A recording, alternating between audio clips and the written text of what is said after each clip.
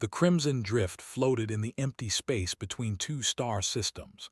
It was an old place, built from rusted metal and broken dreams.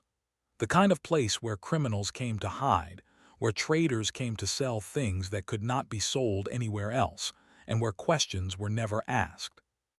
The station had no government, no police, no laws. The only rule was simple: survive. Hundreds of species walked through its dark corridors every day. Some had scales, some had fur, some had too many eyes or not enough limbs. They came from worlds scattered across the galaxy, each one stranger than the last. And among all these aliens, humans were still rare enough to attract attention. Sat alone in the corner of the station's only cantina. He was 34 years old, with black hair cut short and a face that revealed nothing. He wore simple clothes, dark and practical, the kind that did not stand out in a crowd. His hands rested on the table in front of him, perfectly still. He had been a Marine once, Republic Special Forces, deployed to the worst places the galaxy had to offer. He had seen things that would break most men. He had done things that still visited him in his dreams, but that was years ago. Now he was just a cargo hauler with a small ship and no home to return to. His ship, the Quiet Dawn, sat in Docking Bay 7. It needed a new coupling for the engine, and the part would not arrive until tomorrow. So waited. He was good at waiting. The military had taught him that patience was a weapon, and he had never forgotten the lesson. The cantina was crowded and loud. Aliens of every shape and size filled the tables, drinking strange liquids and speaking in languages that his translator could barely process. The air smelled like smoke and chemicals, and something that might have been food. Ignored it all. He watched everything without seeming to watch anything. Near the entrance, a merchant sat with her young daughter, had noticed them the moment they walked in. They were a peaceful species, tall and slender, covered in soft gray fur. They had large amber eyes and long ears that twitched at every sound. They were known throughout the galaxy as traders and diplomats, not fighters. The merchant's name was. She held her daughter close, one arm wrapped protectively around the small body. The child was perhaps 6 years old by human standards. She had the same gray fur as her mother, but her eyes were wider, more curious. She looked around the cantina with the innocent wonder of someone who had never seen danger. Wondered what they were doing in a place like this. The Crimson Drift was no place for a mother and child, but he could guess the answer. They had a black market that could provide almost anything, including medicine that was banned or impossible to find elsewhere. The child looked thin. Perhaps she was sick. He turned his attention back to his drink, a cup of something that the bartender had promised was safe for humans. It tasted like rust and regret, but it was warm, and warmth was hard to find in space. Time passed slowly. Listened to the conversations around him without interest. Most of it was the usual talk of criminals and desperate people, deals being made, threats being exchanged, the small cruelties of those who had nothing left to lose. Then the airlock at the main entrance hissed open, and everything changed. 5 figures walked into the cantina. They were a species that knew well, too well. They were large, nearly 3 meters tall, with thick bodies covered in dark green scales. Their faces were flat, with small yellow eyes and mouths full of teeth designed for tearing meat. Each one was marked with crimson brands burned into their scales. The Bleeding Hand, pirates, slavers, killers. His body remained perfectly still, but something shifted behind his eyes. His breathing stayed slow and steady. His hands did not move. But somewhere deep inside him, a door opened. A door he had tried to keep closed for years. The leader of the group was the largest had ever seen. His name was, though did not know this yet, moved through the cantina like he owned it, his heavy footsteps shaking the floor with each step. His crew spread out behind him, taking positions near the exits. The message was clear: no one was leaving. The bartender, a 6-limbed creature called a, lowered its eye stalks and pretended to be very interested in cleaning glasses. The other patrons suddenly found their drinks fascinating. Conversations died.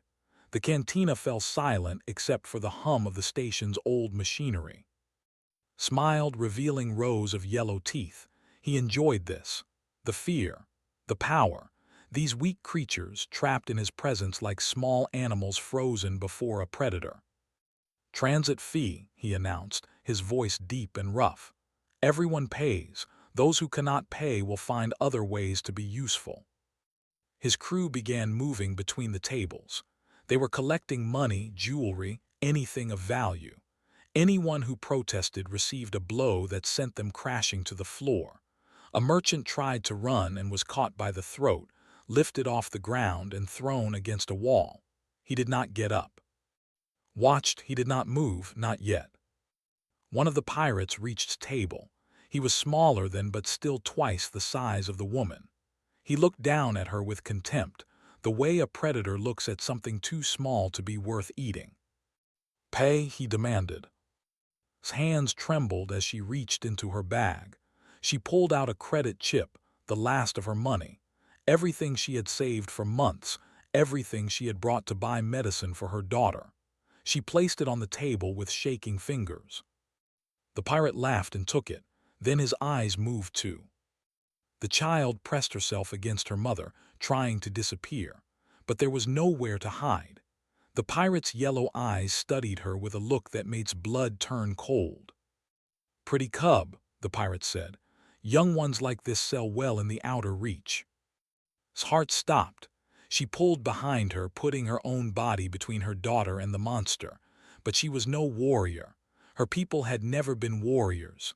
She was a merchant, a mother completely helpless against what stood before her. "Please," she whispered. "She is my daughter. She is all I have. Please." The pirate ignored her. He turned and called out to his leader. "Come look at this one." Lumbered over, his massive frame blocking the light. He looked down at with no more emotion than a butcher examining meat. Then his gaze shifted too, and he smiled. "Young are valuable," he said. "Healthy ones even more so." He reached past, ignoring her screams, ignoring her desperate claws scratching uselessly at his scaled arm. His massive hand closed around his neck, and he lifted her into the air like she weighed nothing at all. The child dangled in his grip, too terrified to even cry. Her small legs kicked weakly.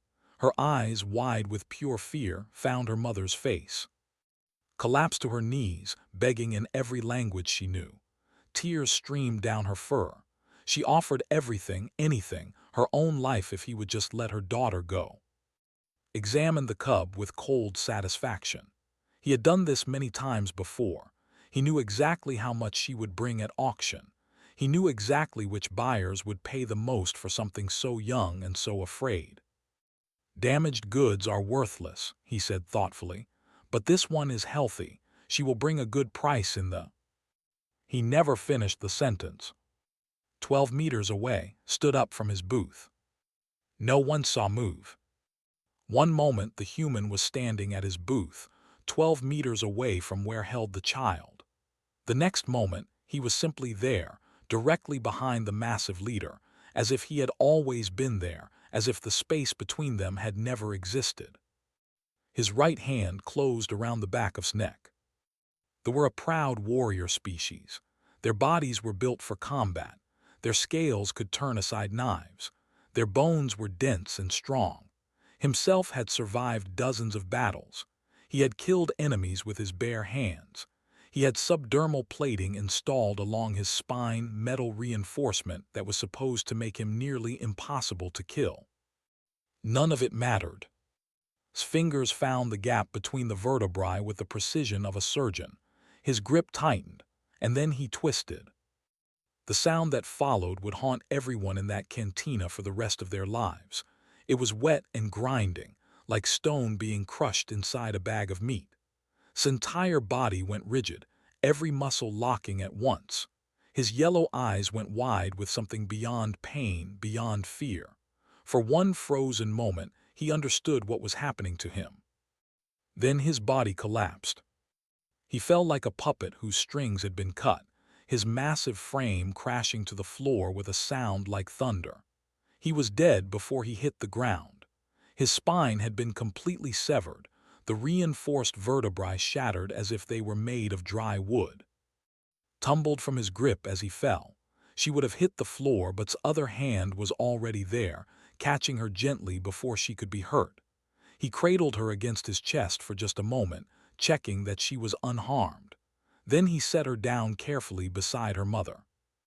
The entire thing had taken less than 2 seconds. The cantina was absolutely silent. Every being in the room had frozen in place, their minds struggling to process what they had just witnessed. Eve, still on her knees, could only stare at the human who had appeared from nowhere and killed a monster with his bare hands. Straightened and turned to face the remaining 4 pirates. His expression had not changed. His breathing had not quickened.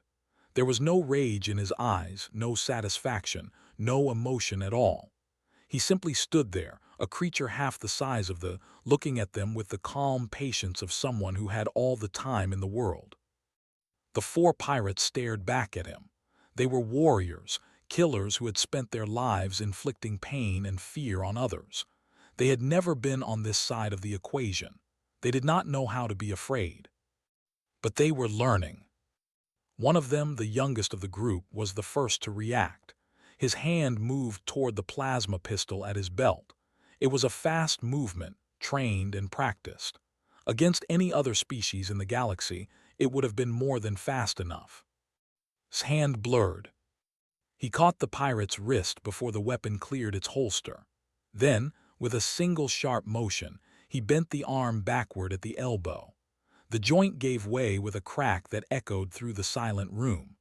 The pirate's scream was cut short when his palm struck his throat, crushing his windpipe with surgical precision. The pirate dropped to the floor, clutching his ruined throat with his unbroken arm. He tried to breathe but could not.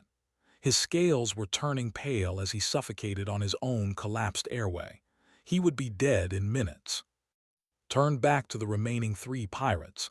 He had not moved more than 2 steps. The entire exchange had taken perhaps 4 seconds. "Your leader is dead," he said. His voice was quiet, almost gentle. There was no threat in it, no anger. He was simply stating facts. "Your friend is dying. You have approximately 30 seconds to leave this station before I decide you are a continued threat to that child." The 3 did not move. They were frozen, trapped between their training and something deeper, something their species had almost forgotten how to feel. Their eyes moved from his body to their dying companion, and back to the human who stood before them like death itself. 20 seconds, said. The oldest of the 3 made a decision. He turned and ran for the exit, his heavy footsteps pounding against the floor. The other 2 followed half a heartbeat later. They did not look back. They did not stop to help their dying friend. They simply fled, driven by an instinct older than thought. The airlock hissed closed behind them. Stood alone in the center of the cantina, surrounded by corpses and silence. He looked down at its body for a long moment, his expression unreadable. Then he turned and walked back to his booth. He sat down in the same seat he had occupied before. He picked up his drink, the same cup of rust-flavored liquid he had been nursing all evening. He took a sip. Around him, the cantina slowly began to breathe again. Conversations resumed in whispers. Beings who had been frozen in fear began to move, to check on each other, to process what they had seen. The bartender emerged from behind the counter and began cleaning up the blood with practiced efficiency. No one approached. No one looked at him directly. He had become something else in their eyes, something they did not have words for. On the floor near the entrance, the young pirate finally stopped struggling. His body went still. The silence that followed was deeper than before. Held against her chest, stroking her daughter's fur with trembling hands. The child was crying now, soft whimpers of fear and relief mixed together. But she was alive. She was safe. Against all logic, against everything had ever believed about the galaxy, they were both still alive. She looked at the human across the room. He sat alone in his corner, drinking his terrible drink, watching everything without seeming to watch anything. He had killed 2 beings in less than 10 seconds. He had done it without hesitation, without apparent effort, without any visible emotion. And then he had set her daughter down as gently as if she were made of glass. Did not understand. Her people were scholars and traders. They studied other species, built relationships, negotiated deals. She had thought she understood humans. They were a young species, newcomers to the galactic stage. They came from a harsh world, yes, but they seemed peaceful enough. Friendly, even. A bit strange with their flat faces and their short but nothing to be afraid of. She realized now that she had understood nothing. They had a word for what she had witnessed. It translated roughly as sheathed blade. It described something that appeared harmless until the moment it was not. A hunter that wore the shape of prey. A poison that tasted like water. Humans thought were sheathed blades, all of them, every single one. She gathered her courage and rose to her feet. Her legs were weak, her body still shaking from the fear and the adrenaline. But she had to say something. She had to thank him. She had to understand. Slowly, one unsteady step at a time, she walked toward the human's booth. Clung to her, small fingers twisted in her mother's clothes. The child watched the human with wide eyes, not with fear but with something else. Wonder, perhaps, or awe. Looked up as they approached. His dark eyes met amber ones, and she saw something she had not expected to find. He looked tired, not the tiredness of physical exhaustion, but something deeper, something old and heavy that seemed to press down on him from the inside. He had killed 2 beings without apparent effort, but there was no joy in him, no satisfaction, only weariness. And beneath that, buried so deep she almost missed it, there was pain. "Thank you," said. Her voice was barely above a whisper. "I do not know why you helped us. We have nothing to give you. Everything I had they took. But if there is ever anything I can do, any way I can repay you." "Sit down," said, "before you fall down." It was not a command. It was not a request. It was simply an observation, delivered with a gentleness that seemed impossible coming from someone who had just killed with such terrible efficiency. Sat. Her legs gave out the moment she tried to lower herself into the seat, and she landed harder than she intended. Climbed into her lap, still watching the human with those wide, curious eyes. For a long moment, no one spoke. The sounds of the cantina slowly returned to normal around them. Life continued, as it always did, indifferent to the violence that had just occurred. Finally, found her voice again. "Why?" she asked. "Humans have no treaties with you. Owe us nothing. You risked your life for strangers. Why?" Did not answer immediately. He looked at her small face and her innocent eyes, and something shifted in his expression. Something that looked almost like recognition. "You should leave this station," he said quietly. "It is not safe for you here." "I know," said, "but I have no ship, no money. I came here to buy medicine for my daughter. The pirates took everything." Was silent for another long moment. Then he reached into his pocket and pulled out a small credit chip. He placed it on the table between them. "There is a medical supplier in Section 4, he said. "A named, tell her sent you. She will give you what you need at cost." Stared at the credit chip. It was more money than she had lost to the pirates, more money than she had seen in months. "I cannot take this," she said. "I told you I have no way to repay." "It is not a loan," said. "It is not a gift. It is simply what needs to happen." He picked up his drink and took another sip, his eyes returning to the middle distance. The conversation, it seemed, was over. But did not leave. She sat there, holding her daughter, watching this strange human who had saved their lives for no reason she could understand. And slowly, carefully, she began to form a plan. Found the medical supplier exactly where had said she would be. Was an old, her 6 limbs moving with the slow patience of age, her eye stalks clouded but kind. When mentioned's name, something changed in the old creature's posture. Respect, perhaps, or gratitude, or fear. Did not ask questions. She simply provided the medicine needed at a price far below what it expected to pay. When tried to thank her, the old waved her away with two of her upper limbs. "The human saved my life once," said. 12 years ago on a transport ship raided by slavers. He was just a boy then, barely grown, but he killed 6 of them to protect the cargo bay where we were hiding." She paused, her clouded eye stalks turning toward some distant memory. "He did not know us. We were strangers, cargo, but he fought for us anyway. That is what humans do. They fight for strangers." Thanked her and left, holding the medicine that would save her daughter's life. But the old words stayed with her, circling in her mind like birds that refused to land. She returned to the cantina to find exactly where she had left him. He had not moved. He sat in his corner booth, watching the room with those dark, patient eyes. The bodies had been removed. The blood had been cleaned. But everyone in the cantina still gave him space, a circle of emptiness that no one dared to cross. Crossed it. She sat down across from him in her lap. The child had stopped crying.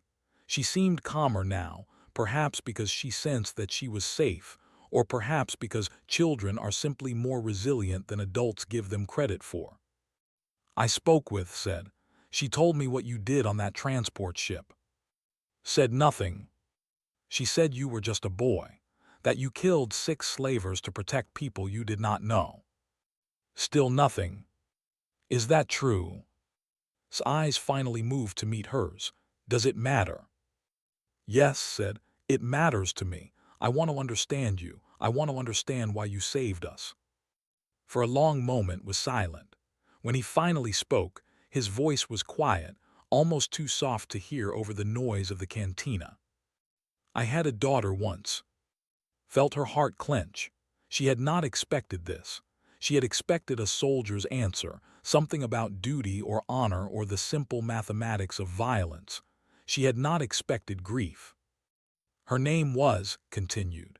"She was born on a colony world called New, a beautiful place. Green mountains and blue oceans, just like Earth in the old pictures. My wife and I built a house there, raised our daughter there. We thought we were safe." He paused, his eyes growing distant. "The raided New during the frontier wars. I was deployed 3 systems away when it happened, by the time I got there." He did not finish the sentence. He did not need to. "Was 6 years old when she died," he said. "About the same age as your daughter." Looked down at her small body and her innocent face. She tried to imagine what it would feel like to lose her, to arrive too late, to find nothing but ashes and silence where her child had been. She could not. The thought was too terrible to hold. "I am sorry," she whispered. "I am so sorry." Shook his head. "Do not be sorry. It was not your fault. It was not anyone's fault except the ones who did it, and they are dead now. I made sure of that." There was no satisfaction in his voice, no closure, just the flat statement of a fact, as meaningless as saying the sky was black or the stars were cold. "That is why you saved us," said slowly, understanding finally beginning to dawn. Because of what happened to her." "No," said. "I saved you because it was the right thing to do, has nothing to do with it." "I do not believe you." Something flickered in his eyes. It might have been amusement, it might have been pain. It was impossible to tell. "Believe what you want," he said. "It does not change anything." They sat in silence for a while. Around them, the cantina continued its eternal cycle of desperate commerce. Deals were made. Threats were exchanged. The universe ground on, indifferent to the small drama playing out in the corner booth. Finally spoke again. "Come with us," she said. Looked at her, his expression unreadable. "To Prime," continued. My people should know what humans are really like. Not the stories we have heard, not the rumors and the fear, but the truth. They should know that humans will kill for strangers, that they will die for children who are not their own." "I am not a diplomat," said. "I am not a symbol. I am just a man with a ship and too many ghosts." Then be a man with a ship who has somewhere to go, said. Needs her medicine administered properly. I cannot do it alone. I do not have the training, and I do not want to travel unprotected. Not anymore. Not after what almost happened. Studied her for a long moment. His eyes moved too, who was watching him with that strange, unafraid curiosity that only children possess. Please, said, I am asking for help, that is all, just help. The silence stretched between them, filled with the sounds of the cantina and the distant hum of the station's machinery. Felt her hope beginning to fade. She had asked too much. He was a stranger after all. He owed her nothing. He had already given more than she had any right to expect. Then sighed, a small sound of surrender. My ship leaves in 6 hours, he said. Base 7, do not be late. Felt tears prick at her eyes. Relief flooded through her, so strong that it left her dizzy. Thank you, she whispered, thank you. Did not respond. He simply turned his gaze back to the room, watching everything with those dark, patient eyes, but thought she saw something change in his posture, a loosening, perhaps, the barest hint of something that might have been peace. Tugged at her mother's sleeve. Mama, she said, her small voice barely above a whisper, is he coming with us? Yes, little one said, he is coming with us. Looked at for a long moment, then very slowly she smiled. Good, she said, I like him, he is sad but he is nice. Heard her, saw his jaw tighten, saw something flash across his face before it was buried again beneath that mask of calm. For just a moment, she glimpsed the man behind the soldier, the father who had lost everything, the human who kept fighting even though he had nothing left to fight for. We should go, said, standing up within her arms. I need to prepare for the journey. Nodded. Base 7, 6 hours. Turned to leave, then paused. She said, that is a human name, yes, what does it mean? He was quiet for a moment. It means great river, he said. My mother chose it. She said rivers are patient. They wear down mountains given enough time. They find a way through any obstacle. Smiled, a good name. She walked away, carrying her daughter through the crowded cantina, past the aliens who parted before her like water before a stone. She did not look back, but she felt his eyes on her, watching, protecting, even from across the room. 6 hours later, they boarded the quiet Dawn together. The ship was small but clean, maintained with the careful attention of someone who had nothing else to care for. Showed them to a small cabin, spare but comfortable, with 2 bunks and a porthole that looked out at the stars. The journey to Prime will take 11 days, he said.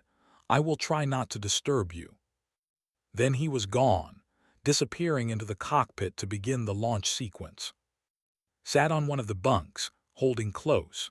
Through the porthole, she watched the crimson drift grow smaller and smaller until it was just another point of light among millions. They were safe, they were going home, and they were not alone. For the first time in longer than she could remember, allowed herself to hope. The first 3 days of the journey passed in careful silence, kept to himself, spending most of his time in the cockpit or the small engine room that hummed beneath the deck. He ate alone, slept in short bursts, and spoke only when necessary. Understood. She had grown up studying other species, learning their customs and their boundaries. She recognized the walls that had built around himself. They were not meant to keep others out. They were meant to keep something in. So she gave him space. She focused on administering the medicine according to his instructions, watching her daughter grow stronger with each passing day. The color returned to his fur. Her eyes grew bright again. Her laughter, which had been silent for so long, began to echo through the small ship. It was that laughter that finally broke through walls. On the 4th day, escaped her mother's watch and wandered into the cockpit. Was there, running diagnostics on the navigation system. He looked up when he heard her small footsteps, his expression carefully neutral. Hello, said. She was holding a small stuffed animal, a creature that looked vaguely like a rabbit but with too many ears. Hello, replied. What are you doing? Checking the computers.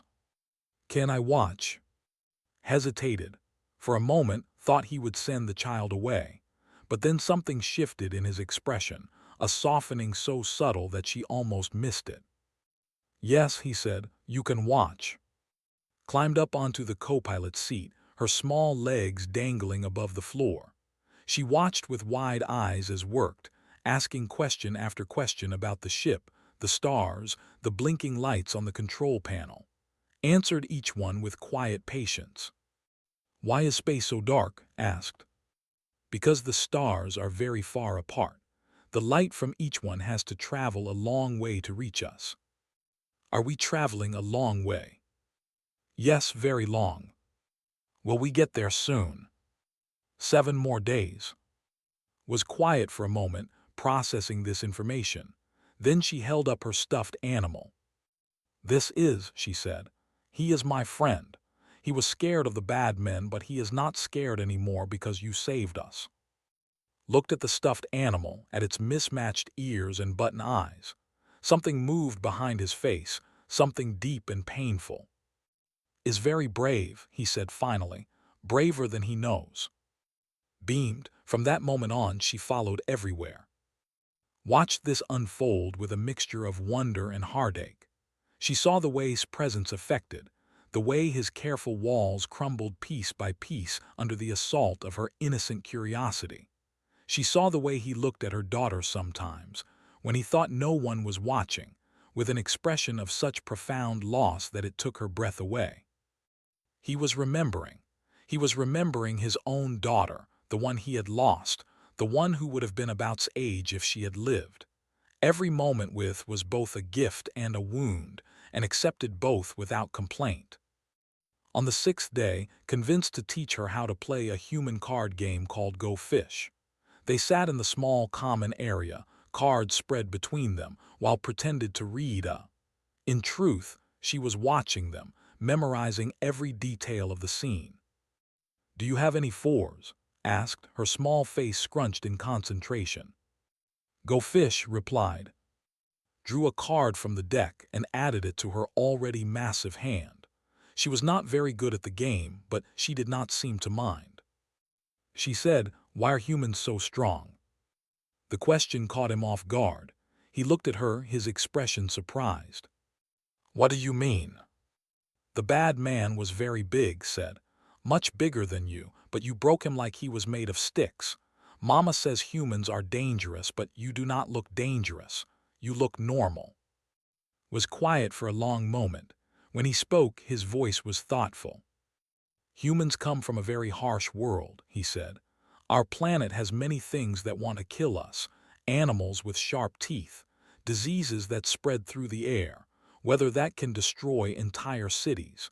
Humans learn to survive by being adaptable, by being stubborn, by refusing to give up no matter how bad things got.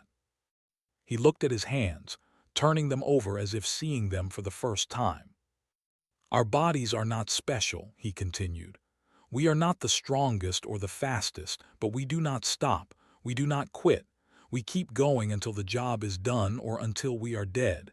That is what makes us dangerous, not our strength, our will. Absorbed this with the seriousness of a child, confronting a profound truth. Is that why you saved me? She asked. Because you do not quit. Smiled. It was the first real smile had seen from him, and it transformed his face completely. Yes, he said, that is why I saved you. Nodded, satisfied with this answer. Then she looked at her cards again. Do you have any sevens? The days continued to pass. The quiet dawn flew on through the darkness between stars, carrying its small crew toward Prime. Watched her daughter grow closer to the human who had saved their lives, watched slowly emerge from the shell he had built around himself. On the 9th day, she found them in the observation room, sitting together in front of the large window that looked out at the stars. Had fallen asleep against the side, her small body rising and falling with each breath. Sat very still, afraid to move, afraid to disturb her. Sat down beside them. She trusts you, she said quietly. Children trust easily, replied. It is adults who learn to be afraid. Perhaps, but she has good instincts. She knows you would never hurt her. Did not respond.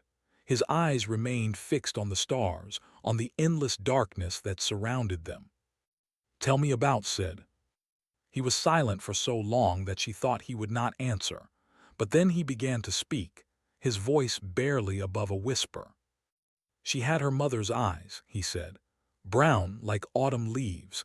She loved to draw. She would spend hours making pictures of the mountains outside our window. She said she wanted to be an artist when she grew up. He paused, his jaw tightening. She never got the chance. What happened to your wife? Asked gently. She was with when the raid came. They died together. I found them in the ruins of our house holding each other. Felt tears sliding down her fur. She did not wipe them away. I am sorry, she said. I am so sorry. After they died, I wanted to die too, continued. I thought about it every day, but then I realized something. My death would not bring them back. It would not undo what had been done. The only thing I could do was make sure it did not happen to someone else. He finally turned to look at her, and she saw the depth of his pain, the ocean of grief that he carried with him everywhere. That is why I saved you, he said. Not because of what I lost, but because no child should ever suffer what she suffered. No mother should ever know what my wife knew in her final moments. Reached out and took his hand.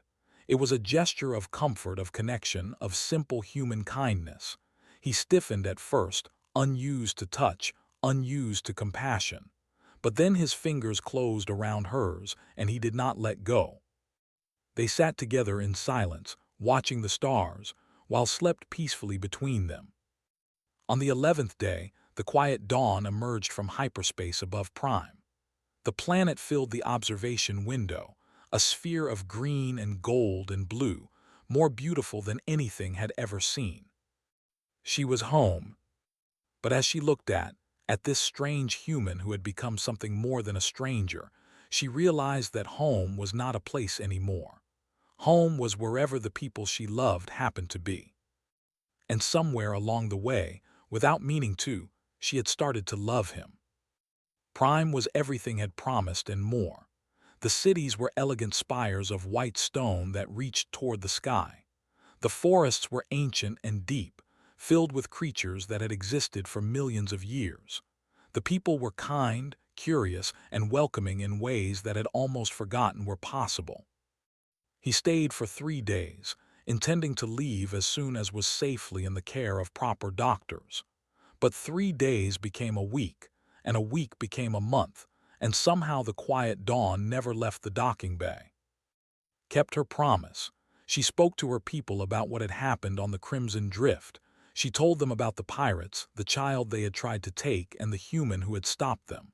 She described the way had moved, the impossible speed, the terrible efficiency, and she told them about what came after, the gentleness, the grief, the quiet kindness of a man who had lost everything but kept fighting anyway.